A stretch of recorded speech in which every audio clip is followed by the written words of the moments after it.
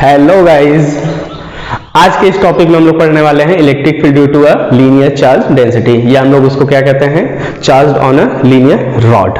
ठीक, इसको हम दो तरह से करने वाले हैं, एक तो calculus method without using Gauss law और दूसरे गॉस लॉ से भी करके देखेंगे। गॉस लॉ देखिएगा कितना सिंपल तरीका हो जाता है, बाकी ये कैलकुलस मेथड थोड़ा सा क्या होता है, वास्ट मेथड होने वाला है। ठीक, चलिए स्टार्ट करते हैं। विदाउट गॉस लॉ पहले करते हैं। क्या हमारा टारगेट है, electric field due to a charged rod, और ये रॉड जो होगा फाइनाइट होगा, इसकी लेंथ होगी फिक्स। फिर इसी में हम केस बना लेंगे कि वो रॉड अगर इनफाइनाइट लेंथ का होगा तो क्या होगा। क्लियर, क्योंकि हम गॉस लॉ से सिर्फ इनफाइनाइट रॉड का निकाल पाते हैं, गॉस लॉ से हम फाइनाइट रॉड का इलेक्ट्रिक फील्ड नहीं निकाल पाएंगे।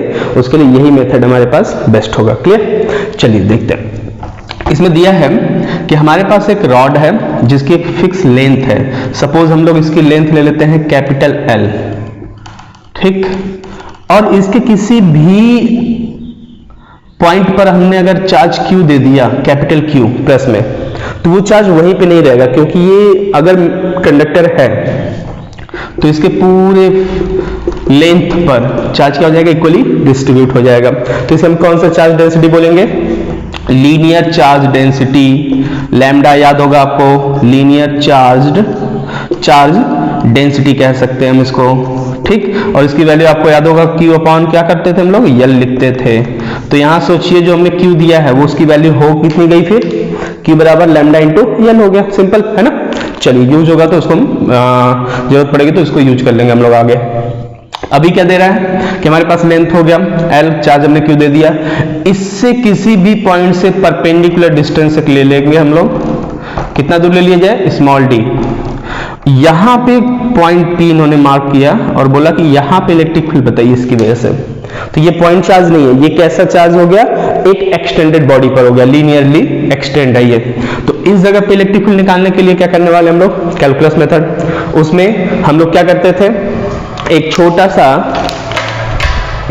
सा लेंथ स्ट्रिप कट करते थे ना, जैसा स्ट्रक्चर वैसा स्ट्रिप कट किया जाता है। आपको याद होगा क्लास 11th में, जैसे हमारे पास रेक्टेंगल पार्ट हो तो उसमें स्ट्रिप कैसा कट किया जाता है, रेक्टेंगुलरली। अगर हमारे पास कोई रिंग जैसा है, डिस्क जैसा, तो उसमें कैसे कट किया जाता है, डिस्क है तो रिंग जैसा कट किया जाता है। तो यहाँ पे लेंथ है तो कैसा कट होगा, लेंथ जैसा।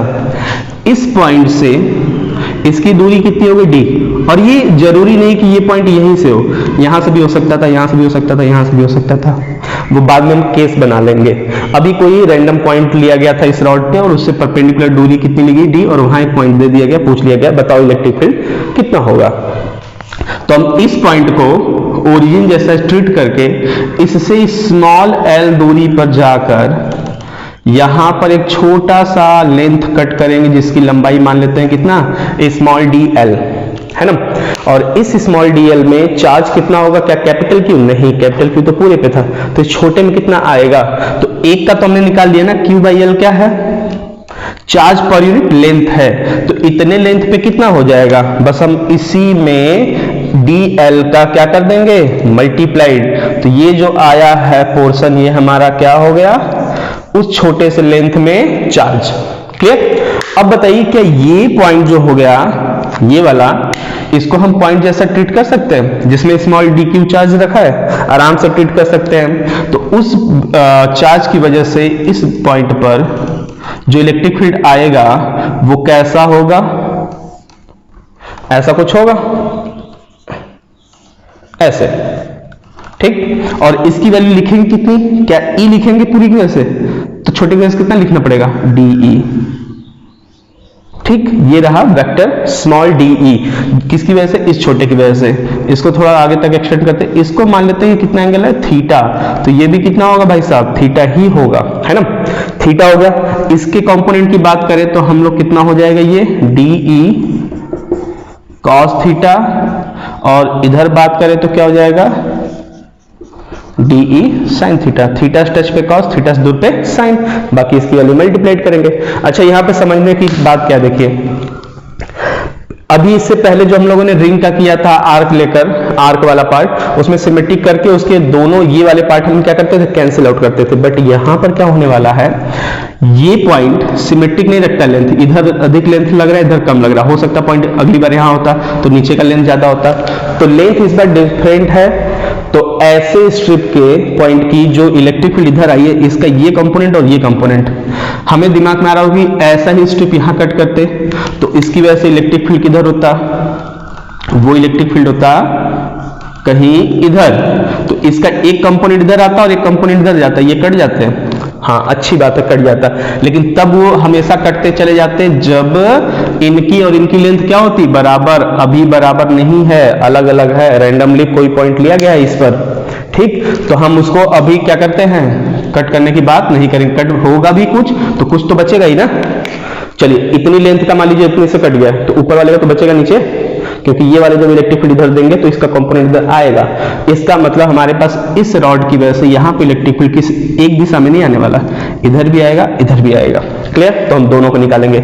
जो लोग इधर आते हैं उनका नाम लिख लेते हैं हम लोग electric field parallel to the wire, है ना, पैरेलल, इधर नीचे जा रहा मतलब इसी की पैरेलल है। और इसको क्या लिख लेते हैं, electric field perpendicular to the wire. देखिए ये इलेक्ट्रिक फील्ड ऐसे जा रहा है और वायर का क्या हो गया, परपेंडिकुलर है, तो इसको हम लोग ई परपेंडिकुलर से नाम से जानेंगे और इसको किसके नाम से जानेंगे, ई पैरेलल।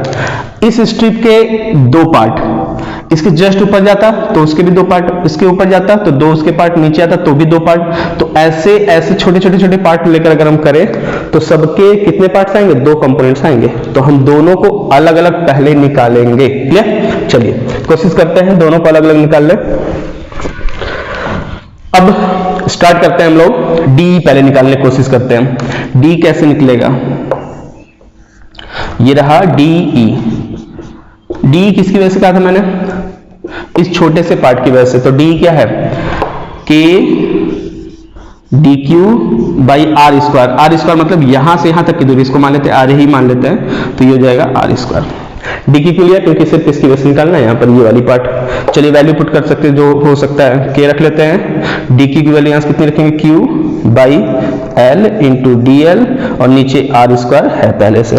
सारी चीजें हो गई, कोई छूट तो नहीं रहा है, ठीक। ये हो गया हमारे पास डी ई। अब देखिए हम चाहे तो Q बाई एल को लैम्डा लिख सकते हैं, हम चाहे तो फॉर्मूले को सिंपल करने के लिए, आगे बार बार इतना ना लिखना पड़े, उसके लिए हम पहले से इसको क्या कर लेते हैं, लैम्डा लिख लेते हैं, K lambda D L by R square. Lambda इसलिए लिख रहे हैं क्योंकि हमारे एग्जाम में चार्ज देकर नहीं पूछता, वो लैम्डा देकर ही पूछता है। बोल देगा कि रॉड पर lambda charge per unit length पे क्या है, डिस्ट्रीब्यूट है। तो हम बार बार फॉर्मूले में ये लिखेंगे, क्यू अगर जब तक नहीं बोलेगा तब तक नहीं लिखने वाले। हो गया इलेक्ट्रिक फील्ड। चलिए ई परपेंडिकुलर निकालते हैं। परपेंडिकुलर कंपोनेंट लिख देते हैं इसको हम लोग, परपेंडिकुलर कंपोनेंट।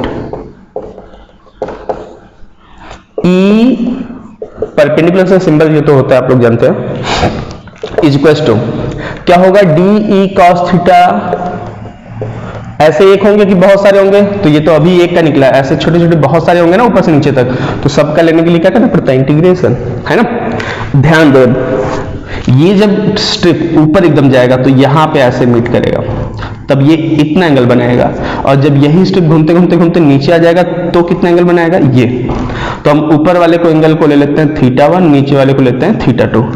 मींस ये स्ट्रिप मिनिमम कितना नीचे जा सकता है इस लाइन से, क्योंकि देखिए थीटा एंगल कहां से ले रहे थे, यहीं से ले रहे थे हम लोग, तो यहां से मिनिमम θ2 जा सकता है और मैक्सिमम कितना जा सकता है, θ1। तो लिमिट कहां से कहां तक लगेगी, θ2 से लेके कहां तक, θ1 तक, θ2 से θ1। लेकिन फिर से वही चीज, नीचे वाले को अगर माइनस लेंगे तो ऊपर वाले को प्लस, ऊपर वाले को प्लस लेंगे तो नीचे वाले को माइनस, तो हम नीचे वाले को क्या लेते हैं, माइनस। Limit complete. अब वैल्यू पुट करके हम इसको सॉल्व कर लेते हैं। चलिए इंटीग्रेशन माइनस θ1 से θ2, प्लस में है θ2 क्योंकि अपर हो गया। डी की वैल्यू वहां से उठाइए, k lambda D L over R square cos theta, सही है कि नहीं। अच्छा हमें dl की वैल्यू निकालना है, देखिए कैसे निकलता है।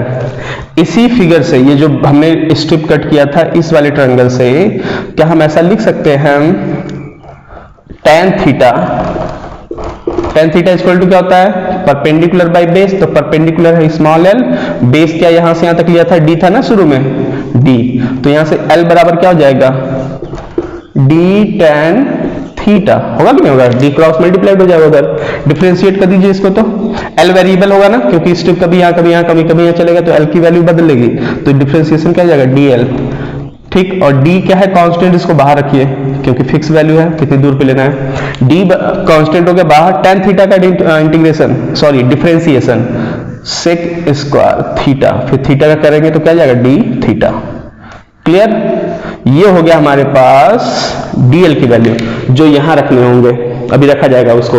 एक और काम कर लेते हैं, cos थीटा की वैल्यू भी निकाल लेते हैं, इसी जगह कहीं पर जगह लेकर यहां पे cos थीटा बराबर, सेम ट्रायंगल यूज करते हैं, दिख रहा है थीटा, ये ब्लैक वाला, cos थीटा बराबर क्या होता है, बेस बाई हाइपोटेनस, तो बेस है क्या, d, और हाइपोटेनस कितना है, ये स्मॉल r है कि नहीं, तो r की वैल्यू अगर हमें चाहिए तो r यहां रख कर देते हैं, cos थीटा यहां कर देते हैं, क्योंकि r इस पर लिखा है ना, d बाई cos थीटा, ये देखिए दो लोग हो गए, एक यहां से एक यहां से, है ना, इन दोनों को रखते हैं, चलिए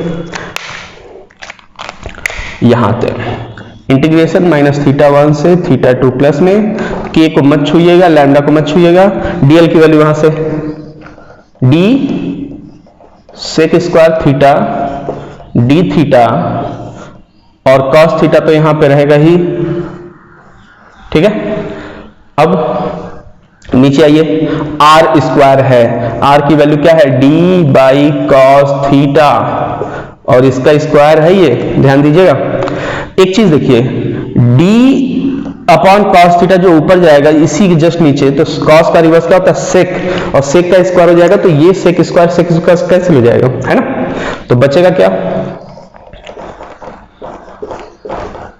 ये रहा k लैम्डा, यहां पर d, एक अच्छा d को भी काट लीजिए, एक d कट जाएगा, तो नीचे क्या बचेगा सर, d, और यहां पे कुछ तो बचा नहीं है, d थीटा बचा है, cos थीटा को पहले लिख लीजिए, फिर d थीटा लिख लीजिए, कोई तकलीफ नहीं। चलिए आगे बढ़े, जो जो कांस्टेंट बाहर खींच लीजिए, k कांस्टेंट होता है हमेशा, लैम्डा यहाँ पे कांस्टेंट है, d की वैल्यू भी कांस्टेंट है, ये फिक्स वैल्यू, अंदर बचेंगे भाई साहब कौन, cos थीटा, कहां से कहां तक, d theta, sorry minus theta 1 से थीटा 2 तक, डिफरेंशिएशन आता है, सॉरी इंटीग्रेशन है, k लैम्डा बाई डी हो गया, cos का इंटीग्रेशन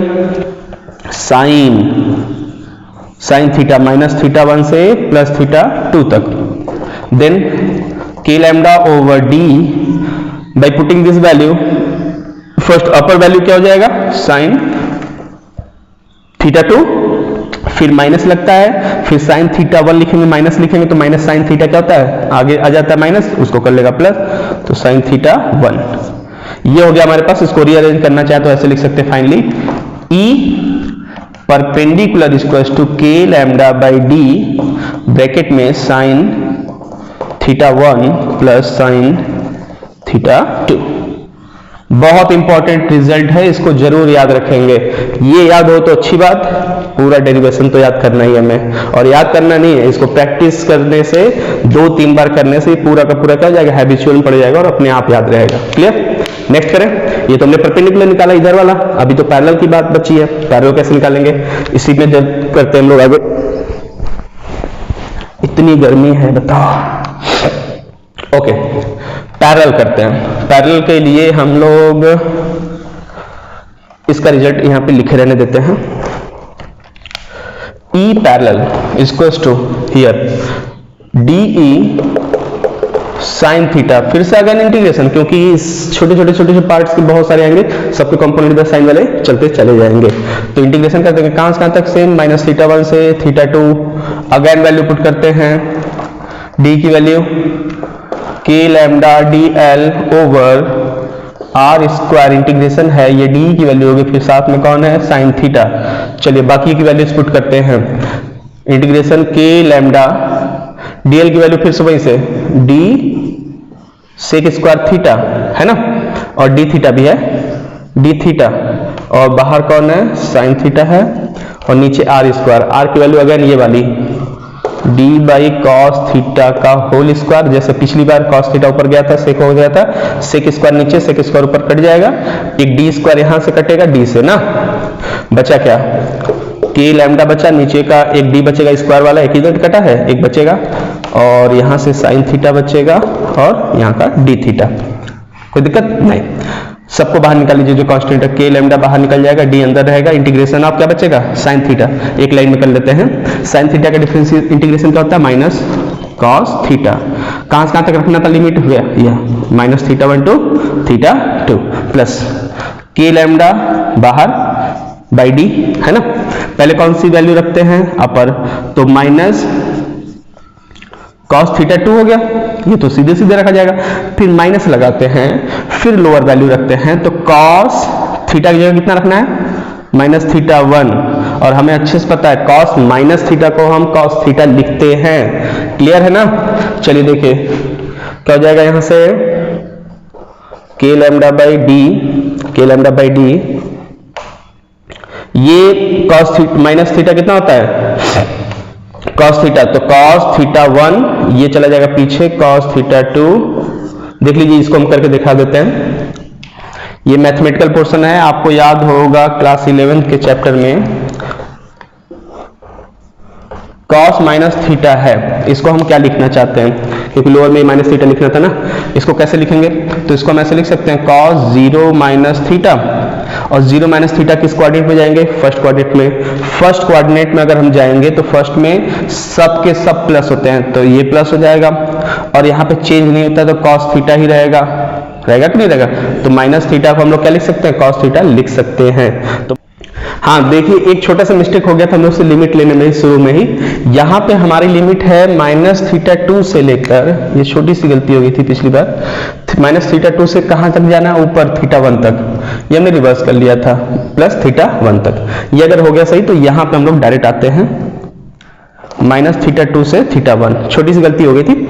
अब देखिए इसको पूरा कंप्लीट कर लेते हैं यहाँ से हम लोग, बाकी सब कुछ सही था, बस लिमिट थोड़ा सा रिवर्स हो गया। ओके, के lambda over D, upper limit रखेंगे पहले तो क्या लिखेंगे, माइनस है cos थीटा 1, ठीक है, cos थीटा 1 सीधे, फिर माइनस लगाते हैं, फिर ये लोअर वैल्यू रखते हैं, तो cos माइनस थीटा 2 हो जाएगा ब्रैकेट। अब देखिए, और इसका ये क्या कर लेगा, माइनस पहले से है तो माइनस माइनस क्या हो जाएगा, प्लस हो जाएगा, ध्यान दीजिएगा। तो के लैम्डा बाई डी, समझ में आएगी नहीं बात, माइनस cos थीटा 1 पहले, फिर माइनस लगाते हैं तो एक माइनस इसके साथ प्लस हो जाएगा, फिर अब इसके साथ अंदर वाला माइनस, और cos माइनस थीटा को हम लोग यहां से क्या बताए थे, cos माइनस थीटा को हम cos थीटा लिख सकते हैं। तो ये हो गया माइनस cos थीटा 1, यहाँ प्लस हो चुका है, और इसको हम तो प्लस लिख ही सकते हैं, cos थीटा 2, ठीक। रीअरेंज करके फाइनली आंसर लिखते हैं यहाँ पे पैरेलल वाले का, के lambda by D bracket cos theta 2 minus cos theta 1। ये देखिए दो रिजल्ट हो गया, एक पैरेलल का और दूसरा किसका हो गया, परपेंडिकुलर का। अब यहां पर आते हैं, हमारे पास यहां दिया है कि एक पॉइंट पे दो रिजल्ट आए, दोनों आपस में कितने डिग्री पर है, परपेंडिकुलर है। देखिए एक इस तरफ है परपेंडिकुलर पार्ट और एक इस तरफ है पैरेलल पार्ट, और ये दोनों आपस में कितने डिग्री पर है, 90 डिग्री पर। और जब दो लोग 90 डिग्री पर हो, दोनों वेक्टर हो, तो उनका रिजल्टेंट कैसे निकालते हैं, स्क्वायर रूट निकाल के पैरेललोग्राम लॉ। तो नेट इलेक्ट्रिक फील्ड कैसे निकालेंगे, अंडर रूट करेंगे ई परपेंडिकुलर का स्क्वायर प्लस ई पैरेलल का स्क्वायर, ये करिए और दोनों पूरी वैल्यू को स्क्वायर करके निकाल लीजिए, जो कटेगा काट लीजिएगा, जो ऐड होगा उसको ऐड कर सकते हैं। खैर इतना रिजल्ट हमारे लिए सफिशिएंट है, ये हमें आना चाहिए। तो जब हम वैल्यू पुट करेंगे, सब कुछ करेंगे न्यूमेरिक वैल्यू में, तो ये सॉल्व होने पे हो सकता है कुछ नंबर आए, ये भी नंबर कुछ है, दोनों का स्क्वायर रूट करिएगा, आंसर आ जाएगा। बाय द वे ऐसे इनका असेंबली करके ये डेरिवेशन नहीं है हमारे में, ठीक। नेक्स्ट इसी के केसेस हमने कहा था ना बहुत इंपॉर्टेंट होते हैं। केस थ्योरी का सबसे अहम पार्ट होता है, डेरिवेशन का अहम पार्ट होता है। जैसे मैं कहूं कि इसी में एक केस हम लेते हैं कि ये जो पॉइंट था ऊपर लेंथ ज्यादा, इसमें लेंथ कम है। केस नंबर 1 कहता है कि अगर ये बाइसेक्टर हुआ तो क्या होगा आंसर हमारा, perpendicular as well as parallel का। तो बाइसेक्टर का मतलब क्या होता है, इस लाइन के एग्जैक्टली बीच से वो पॉइंट लिया जाए, कितने दूर, d डिस्टेंस पर। सेम काम, plus charge plus charge plus charge, l length है। अच्छा एक चीज देखिए, लेंथ का तो कोई फॉर्मूले में वैल्यू नहीं आई, मतलब लेंथ का कोई मैटर नहीं है, एंगल का मैटर है, ठीक, ओके। खैर हम एंगल को रिप्लेस कर सकते हैं लेंथ से, बट वो कॉम्प्लिकेशन नहीं करना मैं। आइए देखिए, इसमें जब बाइसेक्टर करेंगे आधे लेंथ को, तो ऐसे नीचे मिलाइए, इसको ऊपर मिलाइए। ये नीचे क्या होता था, θ2 और ये θ1। याद रखेंगे डेरिवेशन का अगर रिजल्ट याद रखना है तो θ2 कौन है, θ1 कौन है, ये जरूर याद रखना है।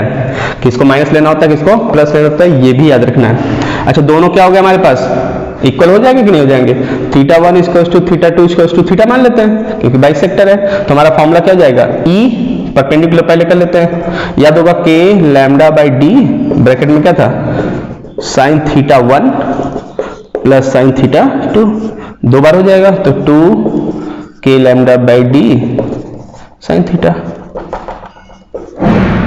सही है, ये परपेंडिकुलर आ गया, सिंपल सा है ना, छोटा सा। और दूसरा क्या हो जाएगा, जो पैरेलल आने वाला था उसकी वैल्यू, तो पैरेलल वाले की वैल्यू होती है क्या, k λ/d, ब्रैकेट में याद होगा तो आपको क्या था, cos θ2 माइनस cos θ1, दोनों बराबर है तो ये तो कट जाएगा, तो कितना बचेगा, 0। तो E पैरेलल क्या हो जाएगा, 0। ये तो आप मैथमेटिकली लॉजिकली सोचिए, नीचे के जितने प्लस हैं इनका रिजल्ट लगभग इधर जाएगा ऊपर, और ऊपर के जितने प्लस है सबका नीचे आएगा। तो इनका ये वाला कंपोनेंट तो इधर आएगा, ये वाला कंपोनेंट इधर आएगा, जुड़ जाएगा, लेकिन इसका ये वाला कंपोनेंट, ये वाला कंपोनेंट कट जाएगा। इस बार तो बराबर है ना, पिछली बार नहीं होता था, बट इस बार क्या है, बराबर है। क्लियर।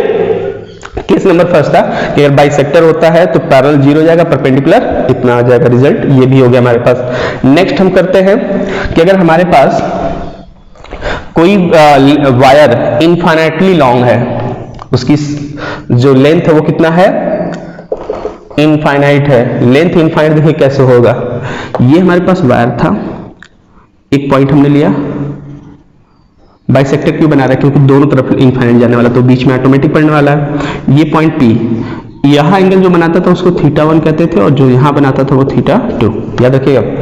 अब सोचिए इनफाइनाइट कब होगा,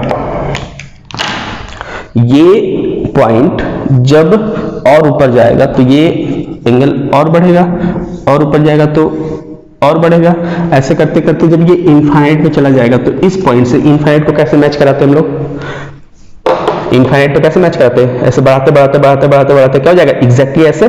तो अब ये पॉइंट ऐसे जाके मैच होगा। तो जरा सोचिए कितना एंगल बन गया, ये 90, तो θ1 कितना हो गया, 90। ऐसे लोअर पार्ट अगर इनफाइनाइट को टच करने लगे तो ये वाला पोर्शन बढ़ते बढ़ते बढ़ते बढ़ते कितना हो जाएगा, इनफाइनाइट, क्योंकि हमने ये पढ़ा है कि दो पैरेलल लाइन कहाँ मिलती हैं, इनफाइनाइट पे। मिलाना ही तो था ना इससे इसको, तो θ2 भी क्या हो गया, 90, θ1 θ2 दोनों क्या हो गया 90। किस केस में, जब हमारी वायर कितनी लेंथ की हो, इनफाइनाइटली, तो इसको हम इनफाइनाइटली लॉन्ग रॉड की हेल्प से भी कह सकते हैं, पूछा जा सकता है, पूछा जाएगा find out the electric field due to a charged infinitely long wire. तो इनफाइनाइटली लॉन्ग वायर में ये दोनों वैल्यू रख लेंगे, जो रिजल्ट था वो लिखते हैं। पैरेलल का याद है 2 नहीं था, k λ/d, ब्रैकेट में क्या था, sin θ1 प्लस sin θ2, तो θ1 θ2 दोनों 90 है, sin 90 वैल्यू 1, तो 1 + 1 कितना हो गया, 2k λ/d। सही है। E परपेंडिकुलर क्या हो जाएगा, cos होता था, है ना, तो cos 90 की वैल्यू 0, तो वो अगेन क्या हो जाएगा 0। तो इस बार फिर से उल्टा कर दिए क्या हम लोग, हाँ ये था परपेंडिकुलर और ये था पैरेलल, तो पैरेलल अगेन क्या हो गया 0। ठीक है। अब एक और कर लेते हैं, लास्ट केस। लास्ट केस में क्या होगा कि वायर इनफाइनाइट तो जरूर होगा, लेकिन एक तरफ से, और एक तरफ से इनफाइनाइट नहीं होगा, उस टाइप के वायर को हम लोग कहते हैं semi infinite wire, semi infinite wire या रॉड। ठीक है, देखिए कैसे, नॉर्मल ये रॉड हुआ करता था, ये पॉइंट हमने लिया P, ये वाला एंगल कितना बनता था θ2, और ये वाला कितना एंगल बनता था θ1, ये तो हमें पढ़ा अभी जस्ट। अब सोचिए मैं कह दूं कि ये वाला लेंथ बढ़ते बढ़ते बढ़ते बढ़ते चला गया इनफाइनाइट, तो ऐसे एंगल बढ़ते बढ़ते कितना हो जाएगा ये 90, तो θ1 तो हो गया 90। इस वाले को घटाते घटाते घटाते यहां ले आइए, मतलब इधर का लेंथ ही गायब कर दीजिए। तो ये θ2 पहले यहां मिलता था, अब घटते घटते घटते घटते इसके पास यहाँ है, तो कितना एंगल बना यहीं से 0, तो θ2 इस बार कितना है 0। क्लियर? इस टाइप के वायर को जो एक तरफ 90 डिग्री बनाते हैं दूसरी तरफ 0 बनाते हैं उसे हम कहते हैं सेमी इनफाइनाइट वायर। इसका रिजल्ट कैसे लिखेंगे हम लोग? तो E परपेंडिकुलर क्या था हमारा, ये वाला पोर्शन आता था, E परपेंडिकुलर का फॉर्मूला क्या था, k lambda by D sine θ1 plus sine θ2। तो साइन θ1 90 है 1 हो जाएगा, साइन θ2 0 तो ये हो जाएगा 0, तो कितना आ गया k लैम्डा बाई डी। ये हो गया परपेंडिकुलर पार्ट। इसी तरह से पैरेलल लिख ले, पैरेलल इसको क्या था k lambda by D bracket में cos θ2 minus cos θ1, cos θ2 0 minus cos θ1, 1 is 90। इस बार ये 0 होता है और ये कितना होता है 1 होता है, तो कितना फिर से आ गया k लैम्डा बाई डी। इस बार देखिए फिर से E परपेंडिकुलर और E पैरेलल क्या हो गया आपस में बराबर, वो भी कितना k lambda by R, k lambda by R, R मतलब d कितना दूर ले रहे हैं। ये रिजल्ट अगर याद रहेगा तो इस पे बेस्ड बहुत अच्छे अच्छे क्वेश्चंस आते हैं जो आराम से हम लोग तुरंत कर सकते हैं, कंपटीशन में भी और बोर्ड के पॉइंट ऑफ व्यू से भी बात हम कर रहे हैं। एक न्यूमेरिकल फाइनली कर लेते हैं इस पर।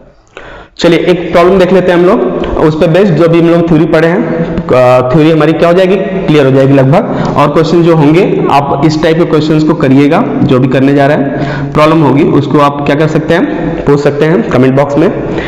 ठीक, देखिए हमारे पास दिया है कि एक सेमी सर्कल है जिसकी रेडियस दिया इन्होंने स्मॉल डी, फिर इन्होंने कहा है कि दो इनफाइनाइटली वायर इनके इस टर्मिनल पे जोड़कर ऐसे पैरेलली क्या कर दिए गए, रख दिए गए हैं, स्ट्रक्चर दिख गया, और इस पर इक्वली हर जगह प्लस चार्ज क्या कर दिया गया, डिस्ट्रीब्यूट कर दिया गया है, और उसकी वैल्यू है लैम्डा कूलॉम पर मीटर। याद होगा lambda is the linear charge density. Okay, अब देखिए पूछा है कि ये जो पॉइंट P दिख रहा है आपको यहाँ पर बीच में सेंटर पे C लिख लीजिए, इस पर नेट इलेक्ट्रिक फील्ड बताइए पूरे सिस्टम की वजह से। ठीक, देखिए अब कैसे करने वाले हैं। हमारे पास 3 सेक्शन है, सेक्शन 1 ये इस जगह से अगर देखिए तो नीचे की तरफ है ही नहीं, ऊपर ही सिर्फ इनफाइनाइट तक है, तो इसको हम क्या बोलते थे, सेमी इनफाइनाइट। एक सेमी इनफाइनाइट, उसी तरह से ये भी सेमी इनफाइनाइट दूसरा पार्ट, और एक तीसरा कौन सा है, सेमी सर्कल। आर्क की वजह से इलेक्ट्रिक फील्ड हमने निकालना सीखा था इसके प्रीवियस वीडियो में, तो उसकी हेल्प से हम लोग इस सेमी सर्कल का तो याद रखेंगे। बची बात इस सेमी इनफाइनाइट और सेमी इनफाइनाइट की, तो अभी पढ़ा हम लोगों ने, तो एक बार थोड़ा सा हम बाहर इसको कर लेते हैं फिर उस पर आते हैं। जैसे ये पॉइंट हमने C बनाया, ध्यान दीजिएगा C, तो C के इधर इस पार्ट से इनफाइनाइट वायर एक है, कितनी दूर है D, तो इस पर अगर हम प्लस चार्ज ले लें तो ध्यान से देखिए इसका जो पॉइंट है इस पर एक इधर रिजल्ट आता था, एक इधर, देखिए इसको E परपेंडिकुलर बोलते थे और इसको क्या बोलते थे, E पैरेलल। और याद होगा आपको रिजल्ट ये दोनों कितना होता था, k लैम्डा बाई डी, मतलब डिस्टेंस D, और ये भी होता था k लैम्डा बाई डी, होता था कि नहीं होता था। तो इन दोनों का जो रिजल्टेंट आएगा वो इस तरफ कितना होगा, k लैम्डा बाई डी, दो लोग बराबर है 90 डिग्री पर लगे थे, तो इसमें √2 क्या हो जाता है, मल्टीप्लाइड हो जाता है ना। दूसरी चीज, ये अगर डायरेक्शन पता करनी हो तो कैसे पता करेंगे, तो जब दो लोग बराबर हों इनका रिजल्टेंट 110% हमेशा कितने डिग्री पे जाता है, 45। तो ध्यान दीजिए ये जो वाला वायर है इसकी वजह से सेंटर पर जो इलेक्ट्रिक फील्ड आएगा वो हॉरिजॉन्टल से कितने डिग्री पे इधर जाएगा, 45 पे, और कितना आएगा, √2 k लैम्डा बाई डी। कोई दिक्कत नहीं। इसी तरीके से ये भी तो है, बट ये लेफ्ट था, ये किधर हो गया, राइट हो गया इस पॉइंट के, तो इनकी तरफ से भाई साहब की वजह से इधर इलेक्ट्रिक फील्ड आएगा कितने डिग्री पे, सिमिलरली 45 डिग्री पे, और वैल्यू भी मैग्नीट्यूड में क्या होगी, same, √2 k lambda by D. होगा कि नहीं होगा।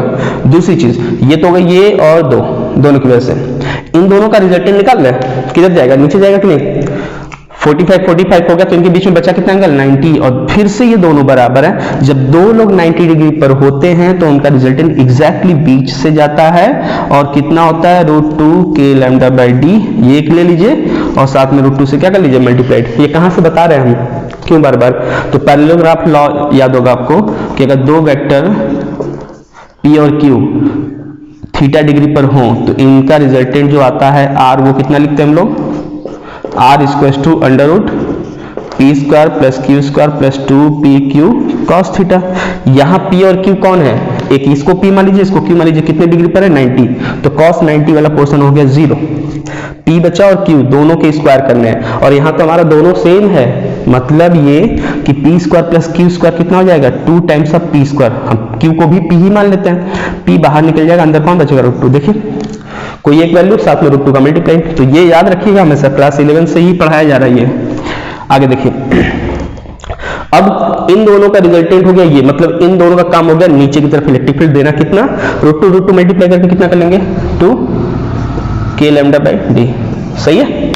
अब बची बात इस सेमी सर्कल की वजह से इलेक्ट्रिक फील्ड किधर होगा, एकदम सिमेट्रिक है, सिमेट्रिकली किधर देगा, ऊपर देगा, कितनी वो वैल्यू हम आर्क वाले फॉर्मूले से निकाल लेते हैं। आर्क की वजह से इलेक्ट्रिक फील्ड कितना निकालते थे, याद होगा आपको, electric field due to arc equals to होता था फॉर्मूला हमारे पास k λ/d, मतलब रेडियस, तो रेडियस तो यहाँ d दिया है, साइन α/2, और साथ में याद होगा यहाँ 2 का मल्टीप्लाइड होता था, है ना, जब सेमी सर्कल होता था तो, नहीं सॉरी आर्क होता था। तो अब सेमी सर्कल के लिए कंडीशन क्या है, सेमी सर्कल ने सेंटर पे कितना एंगल बनाया है, पूरा 180 रखेंगे, तो साइन 180/2 मतलब साइन 90 वैल्यू कितनी 1, तो बचा कितना 2k λ/d।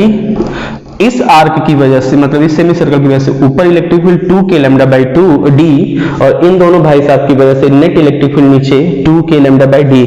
क्या दोनों बराबर हैं, जब दोनों बराबर तो दोनों क्या हो जाएंगे, कैंसिल आउट, तो net electric field at C point will be 0, सही है। एक और लास्ट चीज, गॉस लॉ से इनफाइनाइट वायर की वजह से इलेक्ट्रिक फील्ड का एक तरीका वो सीख लेते हैं, ठीक। हम लोगों ने कैलकुलस मेथड से किया था कि अगर कोई पर्टिकुलर लेंथ है तो कितना फॉर्मूला आएगा, 2 आते थे, एक पैरेलल और एक परपेंडिकुलर। फिर जब हम इसको इनफाइनाइट कर दिए थे तो पैरेलल वाला 0 हो गया था, परपेंडिकुलर की वैल्यूज आती थी। उसी तरीके से सेम आंसर लाने के लिए हम लोग गॉस लॉ यूज करने जा रहे हैं इनफाइनाइट वायर के लिए, बट थोड़ा सा सिंपल तरीका है। देखिए गॉस लॉ, इसके लिए क्या करना है, electric field due to infinite या infinitely long rod using Gauss law, ठीक है। गॉस लॉ को यूज करते हुए इनफाइनाइटली लॉन्ग रॉड की वजह से क्या निकालना है, इलेक्ट्रिक फील्ड। चलिए, तो इलेक्ट्रिक फील्ड के पहले हम लोग एक रॉड लेते हैं जो इनफाइनाइटली लॉन्ग हो, ये रहा नीचे से और ऊपर तक दोनों तरफ इनफाइनाइटली लॉन्ग।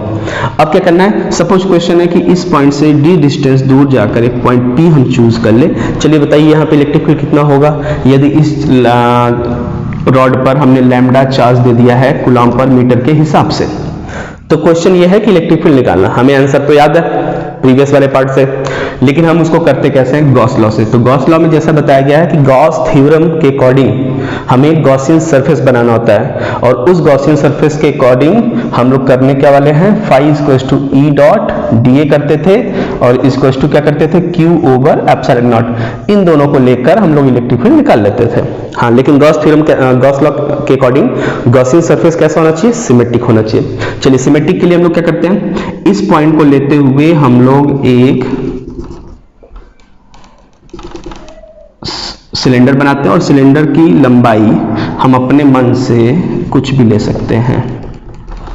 देखिए ऐसा क्यों कर रहे हैं, ताकि इस लेंथ का कुछ हिस्सा क्या हो जाए, इसमें कवर्ड हो जाए, ढक जाए, इनक्लोज्ड हो जाए। तभी तो इनक्लोज्ड चार्ज देते थे। ये चार्ज याद होगा आपको, क्या होता था, ये इनक्लोज्ड चार्ज होता था। यहाँ तो चार्ज अभी बहुत लंबा है, पता नहीं कितना इनफाइनाइट होता है, तो हम उसके लिए क्या करते हैं, कुछ चार्ज को क्या करते हैं, इनक्लोज्ड कर देते हैं। अच्छा, इसके अंदर जो चार्ज इनक्लोज्ड होंगी उनकी वजह से इलेक्ट्रिक फील्ड निकाल लेंगे, फिर बाकी को निकालने के लिए क्या कर लेंगे, इंटीग्रेट टाइप का कुछ कर लेते हैं हम लोग।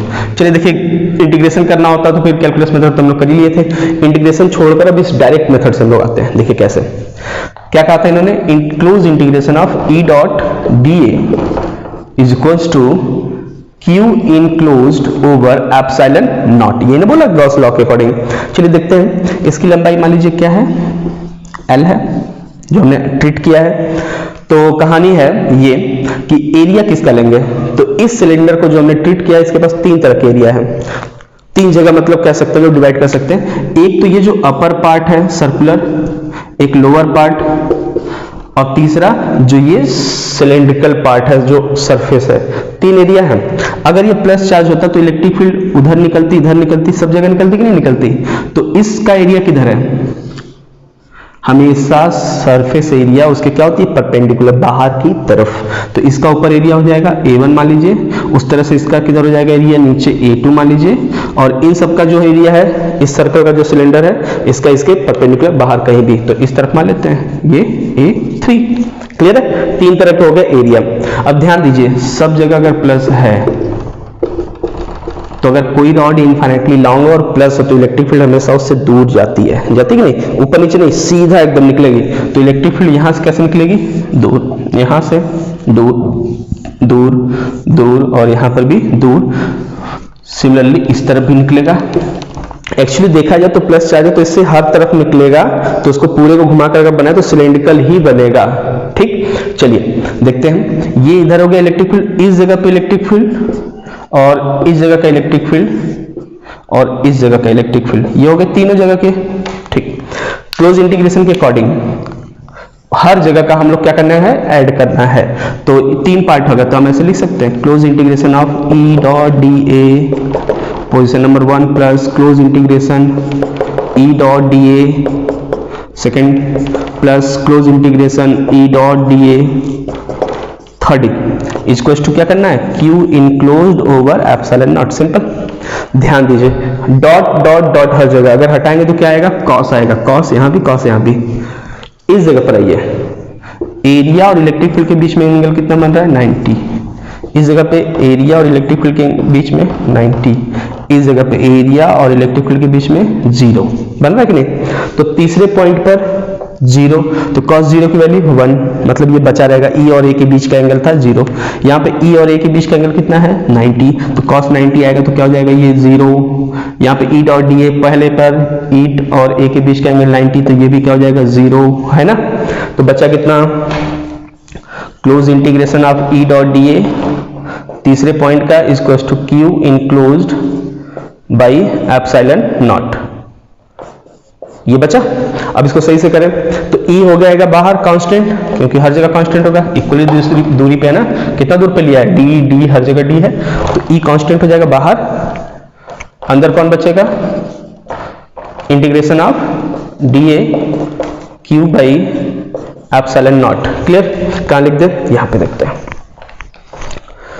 E एरिया कितना हो जाएगा इस पूरे सर्कल सिलेंडर सरफेस का, तो देखिए D रेडियस हो जाएगी इसकी 2 पाई R या 2 पाई D लिखेंगे, जो सर्कमफरेंस होगा 2 पाई D, और दूसरी चीज यहां से लेकर यहां तक की लंबाई का मल्टीप्लाई करेंगे तो क्या हो जाएगा, पूरा का पूरा एरिया निकल जाएगा ना, बाहर का सरफेस एरिया की बात हो रही है, इंटू L। हम लोग इसका एरिया नहीं लिए, नहीं कि पाई D स्क्वायर कर लिया नीचे और ऊपर का दोनों करके ऐड करेंगे, क्योंकि इनका 0 हो चुका है ना, तो इनके एरिया से मतलब ही नहीं। कौन सा एरिया की बात हो रही थी, सिर्फ इसकी, कौन सा एरिया, ये सिलिंड्रिकल। तो सिलिंड्रिकल एरिया निकालने आसान है, 2 पाई R लेंथ हो गई और इससे मल्टीप्लाई करेंगे विड्थ हो जाएगा। ओके, बराबर क्या करना है, Q बाई एप्सिलॉन नॉट। चलिए देखते हैं, E बराबर क्या होगा फिर, Q बाई एप्सिलॉन नॉट, उधर वाले नीचे आ जाएंगे, 1 by 2 pi D into L। तो Q बाई L को क्या लिखेंगे शुरू में, यहां पे देखिए कूलम पर मीटर मतलब चार्ज बाई लेंथ होता है ना, तो लैम्डा लिख सकते हैं इसको, तो इसको लैम्डा लिख लेते हैं। तो इलेक्ट्रिक फील्ड क्या हो गया, lambda upon 2 pi D 2 pi epsilon not into last में D कर दीजिए। ये रिजल्ट ऐसे बुक में लिखा होता है, तो इसलिए हमने ऐसा लिख दिया। क्लियर है, तो ये हो गया electric field due to infinitely long wire at a distance of small d। अच्छा, ये रिजल्ट प्रीवियस रिजल्ट जैसा लिख रहा है जो हम लोगों ने कैलकुलस से किया था, डिक्टो मैच कर रहा है। देखिए कैसे, ऊपर नीचे 2 से मल्टीप्लाई कर दीजिए, तो 2 लैम्डा अपॉन 4 हो जाएगा d, ये 1 बाई 4 पाई एप्सिलॉन को क्या लिखते हैं हम लोग, k, तो क्या हो जाएगा 2 k लैम्डा बाई d। याद है, तो पिछले वाले में ऐसे आंसर आया था, परपेंडिकुलर वाला पार्ट, पैरेलल तो 0 हो ही जाता है, क्योंकि इसकी दिशा भी तो उधर ही है। देखिए ये वाला तो निकाले थे हम लोग। तो ये था हमारे पास यूजिंग गॉस लॉ, जो कि सिंपल मेथड है। क्लियर, चलिए नेक्स्ट।